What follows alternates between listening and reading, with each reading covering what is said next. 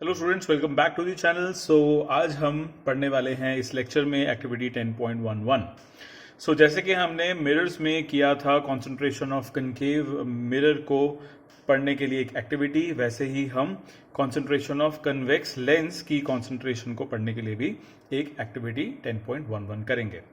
यहाँ पे उसी की तरह एक क्वेश्चन दिया हुआ है आपको, do not look at the sun directly और through a lens while doing this activity और otherwise you may damage your eyes if you do so वही वाला आपके पास डिस्क्लेमर आ गया कि आपने सन की तरफ नहीं देखना है, चाहे आप इस एक्टिविटी को किसी भी फॉर्म में कर रहे हो।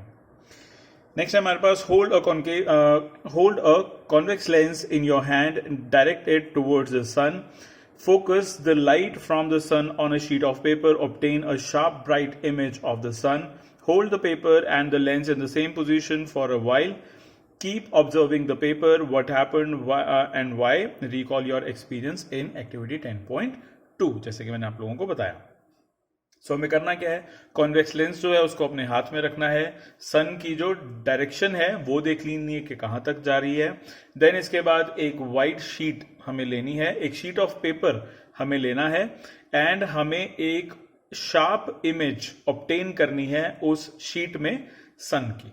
ठीक है, तो सन की एक जो शार्प इमेज है वो हमें ऑब्टेन करनी है उस शीट पे एंड देन हमें देखना है कि उसमें कुछ एक्टिविटी होती है या नहीं होती, या फिर जो वो एक्टिविटी है उसकी ऑब्जर्वेशन क्या 10.2 जैसी है। ये हमें यहां पे देखना है। The paper begins to burn producing smoke, it may even catch fire after a while. Why does this happen? The light from the sun constitutes parallel rays of light. These rays were converged by the lens at the sharp bright spot formed on the paper. In fact, the bright spot you got on the paper is the real image of the sun. The concentration of the sunlight at a point generated heat. This caused the paper to burn. यहाँ पे अगर हम बात करें कि actual में हुआ क्या है, यहाँ पे जो कॉन्वेक्स लेंस है उसने सन की एक रियल इमेज बना दी है शीट के ऊपर। ठीक है, एंड रियल इमेज के साथ साथ सनलाइट की जो कॉन्सेंट्रेशन है वो भी एक पर्टिकुलर पॉइंट पे गिरती रही। ठीक है, और इतनी ज्यादा जो हीट है वो जनरेट हो गई कि जो पेपर है वो बर्न करने लगा। स्टूडेंट्स, जो आपकी पिछली एक्टिविटी थी एक्टिविटी 10.11, उसके नीचे का जितना भी पैराग्राफ लिखे हुए हैं, 2 या 3 पैराग्राफ्स हैं, दे हैव नो सिग्निफिकेंस, तो इसलिए हम उसे छोड़ रहे हैं। अगर आप उसे पढ़ना चाहते हो तो आप पढ़ सकते हो, it is not that important. Then इसके बाद हमारे पास आता है इमेज फॉर्मेशन बाय लेंसेज, इसमें है एक्टिविटी 10.12। जो एक्टिविटी 10.12 है वो एक्चुअल में रे डायग्राम्स हैं लेंसेज के, तो वो हम अभी कर ही लेंगे, तो इसलिए अभी हम एक्टिविटी 10.12 को डिस्कस नहीं कर रहे हैं। देन एक्टिविटी 10.12 के नीचे आपको यहाँ पे एक टेबल दिया हुआ है, टेबल 10.4, ये हम करेंगे लेकिन रे डायग्राम्स के बाद। एंड देन हमें एक्टिविटी 10.13 भी दिया हुआ है, ये हम क्वेश्चन आंसर्स के फॉर्म में, एक्सरसाइज में एक क्वेश्चन है उसी में पढ़ लेंगे, इसे भी हम स्किप कर रहे हैं। एंड टेबल नंबर 10.5 ये भी हम रे डायग्राम्स के बाद कर लेंगे। तो सीधे हम लैंड करते हैं अब 10.3.5 पे। यहाँ पे हमारे पास image formation in lenses using ray diagrams. यहाँ पे बेसिकली क्या है, यहाँ पे वो सारे के सारे प्रिंसिपल्स हैं जो कि हमें रे डायग्राम बनाने में हेल्प करेंगे। Let's begin. फर्स्ट प्रिंसिपल है हमारे पास, a ray of light from the object parallel to the principal axis after refraction from a convex lens passes through the principal focus on the other side of the lens. ठीक है, यहाँ पे हमें क्या दिया है, हमें यहाँ पे दिया है एक कॉन्वेक्स लेंस, हमने यहाँ पे प्रिंसिपल एक्सिस बनाया, यहाँ पे हमने बनाया F1, यहाँ पे हमने बनाया F2।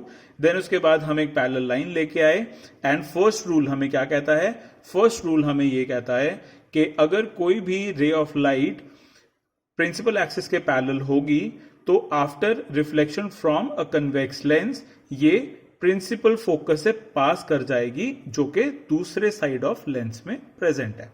ठीक है, यहां से आई एंड F2 पे जाके मीट कर गई।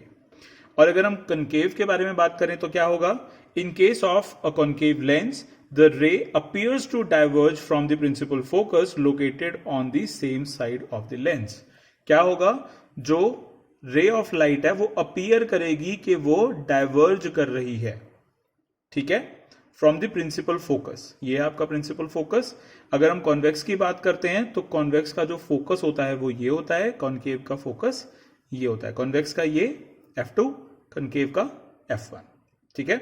सो यहां पे क्या हुआ है, कॉन्वेक्स के केस में ये कन्वर्ज कर गया एंड कॉन्केव के केस में ये डाइवर्ज कर गया फ्रॉम दिस वन। तो आप क्या करेंगे, यहां से लेके यहां तक की एक जो रे डायग्राम है वो बनाएंगे, ठीक है।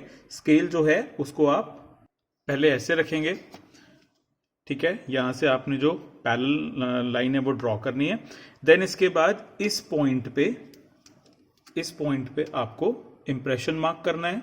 इंप्रेशन मार्क करने के बाद आपने F1 और ये जो इंप्रेशन आपने यहां पे लगाया है, ठीक है, जो ये मार्क किया है, फिर आप अपनी जो लाइन है उसको ड्रॉ करेंगे। ऐसा नहीं करना कि पहले ये कर दिया फिर ये कर दिया ये एंड देन आप पीछे की तरफ आ रहे हो, ऐसा नहीं करना है, ठीक है। आपको सबसे पहले पैरेलल जो रे है वो ड्रॉ करनी है, देन पॉइंट मार्क करना है। पॉइंट मार्क करने के बाद F1 point and this point दोनों को आपने मैच करना है एंड देन यहां से डॉटेड लाइन बनानी है एंड देन फिर यहां पे जाके बिल्कुल स्ट्रेट कर देना है, ठीक है। बीच में किसी भी तरीके का गैप नहीं होना चाहिए, ओके, एंड किसी भी तरीके की डिस्ट्रॉशन नहीं होनी चाहिए। ध्यान रखना इस चीज का।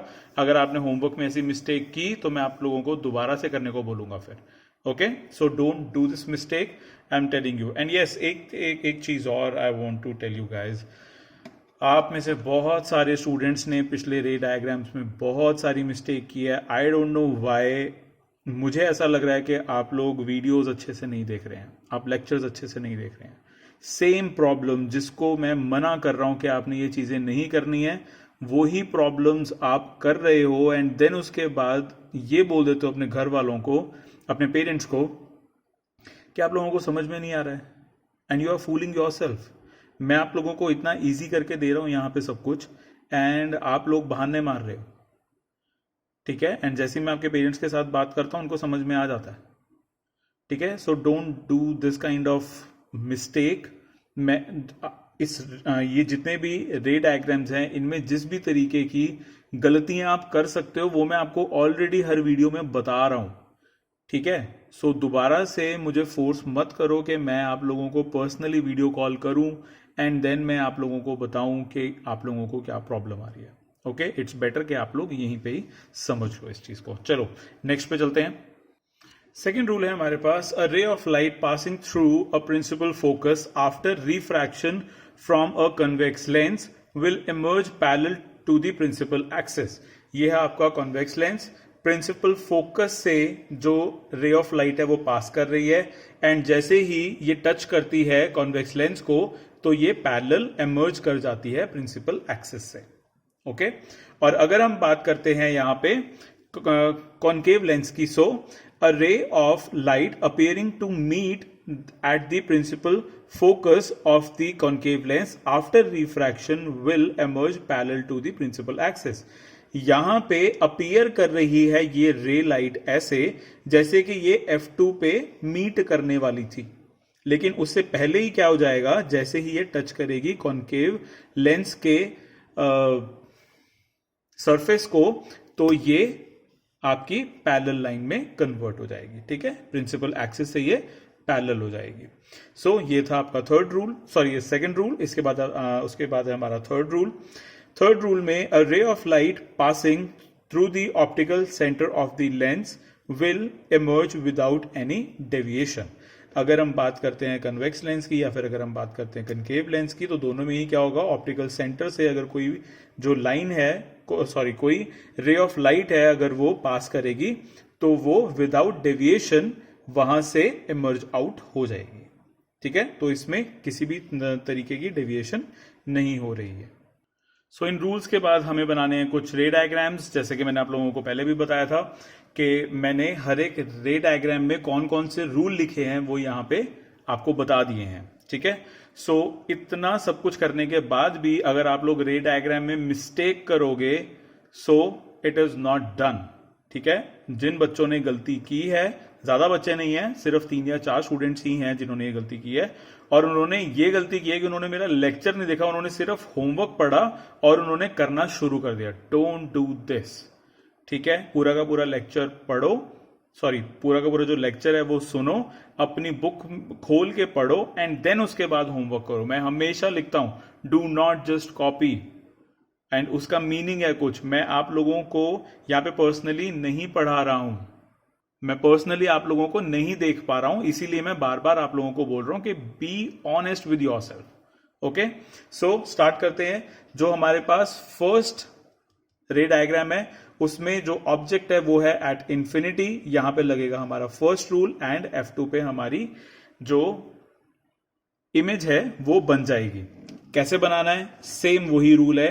यहां पे आपको एक लेंस बनाना है, O से लेके F1 3 सेंटीमीटर्स, F1 से 2F1 3 सेंटीमीटर्स, O से लेके F2 3 सेंटीमीटर्स, F2 से 2F2 इज 3 सेंटीमीटर्स।